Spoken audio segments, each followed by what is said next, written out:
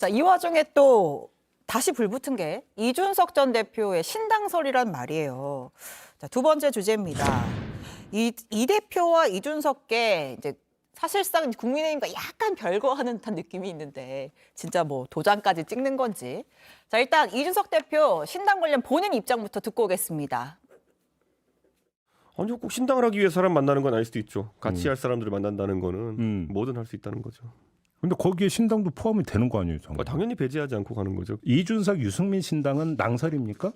적어도 제가 유승민 의원님은 상의하고 있지 않습니다. 그러면 유승민 전 의원 빼고 네. 이준석 중심의 신당은 전혀 근거 없는 낭설입니까? 준비하고 있지도 않고요. 예. 그런데 제 입장에서는 배제하지 않고 있습니다. 정치부 출입을 올해 해도 정치인들의 언어가 참 어렵습니다. 저 신당을 한다는 겁니까? 만다는 겁니까? 고려는 하고 있지만 네. 주요 선지는 아니다. 아. 그러니까 우선순위에 있지는 않다로 읽히는데요. 예. 제가 오히려 좀 주목한 것은 유승민 전 의원의 신당 창당 움직임도 뭐 일각에서 제기가 되고 있는 거 아닙니까? 근데 거기에 대해서는 분명하게 선을 그은 거죠. 신당을 만든다고 하더라도 유승민 전 의원과는 하지 않을 것이다라는 예. 의도가 저는 내포되어 있었다고 보고 네. 만들더라도 어쨌든 독자적인 움직임으로 간다 이렇게 읽히는 답변이었던 것 같습니다. 네. 하지만 제가 봤을 때 이준석 대표는 세 가지 안 정도를 고민하고 있을 것 같은데요. 네. 첫 번째가 앵커가 말씀해 주신 대로 이준석 대표 자체적인 신당 창당.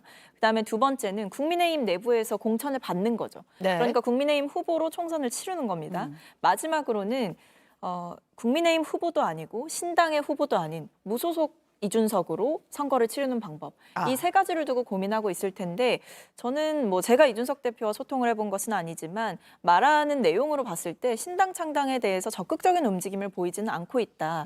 하지만 전국적인 지지를 올리기 위해서 무언가 노력은 하고 있다. 이렇게 읽히는 흐름이라 오히려 국민의힘 내부에서 이준석 대표의 역할론을 통해서 공천을 자체적으로 받거나 네. 아니면 무소속 출마를 좀 더 염두에 두고 있는 게 아닌가 이런 추측은 해볼 수 있을 것 같습니다. 신당까지는 가지 않을 것 같다. 어떠십니까? 뭐 저도 상황을 지켜본다 이게 정답인 것 같아요. 네. 그러니까 모든 가능성을 열어두고 이준석 대표 입장에서는 결국 총선에 나와야 되는 거는 변수가 아닌 이제 상수인 것이고 그 가운데 여러 가지 변수들을 저는 좀 지켜보고 있다고 봅니다. 예. 당연히 이준석 대표 입장에서 가장 좋은 선택지는 국민의힘이라는 간판에서 노원병 본인이 지켜왔던 지역구에 출마하는 것이 본인의 정치적 소신에도 맞고 본인이 원하는 바이기도 맞을 것 같습니다. 그러나 예. 당 상황이 녹록치가 않다라고 생각이 되면 그리고 여전히 이준석 대표의 징계라든지 이런 문제가 남아있다고 한다 그러면 이준석 대표가 실제로 노원병에서 출마하는 것이 굉장히 어려운 일 아니겠습니까? 예. 아마 그런 의미에서라도 저는 많은 가능성을 열어두고 보고 있는데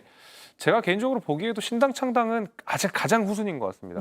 오히려 무소속 출마를 하더라도 신당 창당은 가장 후순위인 것 같고 실제로 뭐 오늘 탈당 선언을 했던 신인규 변호사라든지 네. 아니면은 유승민 전 의원과도 전혀 소통하지 않는 상태에서 본인의 어떤 정치적인 메시지를 계속 내는 상황이기 때문에 저는 신당 창당은 거의 가능성이 낮아 보입니다. 그러게요. 이제 당을 만들려면 결국 사람이 있어야 하는 것이기 그렇죠. 때문에 자, 뭐 선택지 중에 국민의힘 소속으로 이제 출마하는 거, 공천 받는 거 이런 선지도 있는데 자, 김종인 전 비대위원장 같은 경우에는 이제 이준석 대표는 국민의힘한테는 미련을 버려야 된다. 오늘 이런 이야기를 했어요. 이제 미련 버리고 국민의힘과 단절하라라는 조언을 했는데 들어보고 이어가겠습니다. 이준석 대표를 처음서부터 못마땅하게 생각을 해서 대통령이. 이준석 대표를 갖다가 선대에서 좀 제외를 하고 싶어 했는데 아하. 그때 내가 그랬어요. 뭐 다 좋은데 당신 대통령이 되려면은 이준석이를 제외해가지고는 안 된단 말이야. 그리고 심지어 나보고 왜 이준석이를 감싸고 도냐고까지 이렇게 얘기를 당시 했는데 선대. 그러니까 결국은 대통령이 이 대표를 좋아하지 않기 때문에 국민의힘에서는 안 된다. 정말 그 정도입니까? 뭐 어떻게 이 전 대표에게 조언을 하시겠습니까? 예.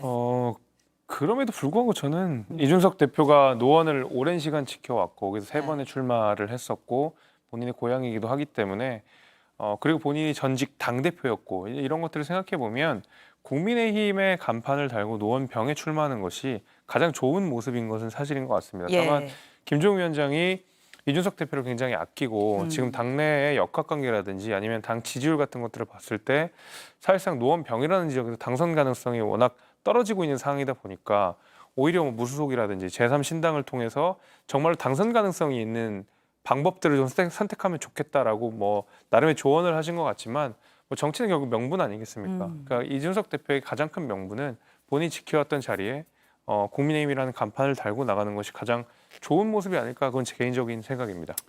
알겠습니다. 혹시 당은 다르지만 뭐 조언해 주실 거 있습니까? 본인이 알아서 잘 하고 계신 것 같아요. 예. 네. 뭐 여러 가지 요새 정치적인 발언들도 많이 하고 그게 이제 화제가 되고 있는 상황인데 결국에는 중요한 것은 그 선을 어디까지로 할 것이냐인 것 같습니다. 특히 뭐 최근 같은 경우에는 뭐 안철수 의원과의 설전도 굉장한 것이고 또는 뭐 대구에 가서 강연을 하는 도중에 뭐 국민의힘의 의원들에 대해서 희망고양이다 이런 표현들을 쓰면서 당내에서 이준석 대표에 대한 뭐 정치적인 평가 외에 네. 인간적인 평가가 좀 더 악화되고 있는 모습들이 보이거든요. 뭐 안철수 의원 같은 경우에는 아예 뭐 이전 대표 네. 제명해야 된다고 홈페이지까지 그렇죠. 만들고 했던데. 그거는 좀 저는 재능 낭비라고 생각을 하는데 예. 어쨌든 그런 돌이킬 수 없는 강을 건넌다는 거를 본인도 아시겠지만 그게 일정 수위가 넘어가게 되면 국민들께서도 피로감을 느낄 수 있다. 이거는 네. 인지하셔야 된다. 이렇게 생각합니다. 알겠습니다.